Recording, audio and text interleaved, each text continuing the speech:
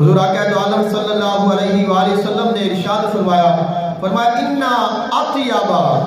مَا أَكَلَ الرَّجُلُ مِنْ كَسْبِهِ، فرمایا جتنا انسان رزق کھاندا ہے، پیندا ہے، استعمال کرتا ہے، وہ سارے وچوں جڑا سب تو پاکیزہ ہے، طیب ہے، طاہر ہے، افضل ہے، اعلیٰ ہے، وہ ہے جڑا انسان کما کے کھاندا ہے،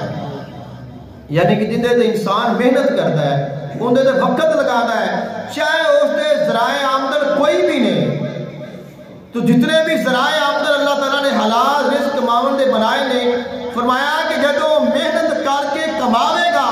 پھر اس نو کھائے گا،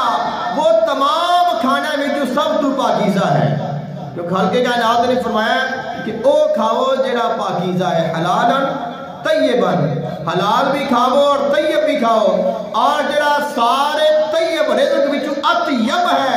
جڑا سب تو پاکیزہ ہے، آقا علیہ السلام نے فرمایا وہ ہے جو انسان کما کے کھاتا ہے، جندے تے انسان محنت کرتا ہے اور پھر اس کو استعمال کرتا ہے، وہ سب تو پاکیزہ ہے۔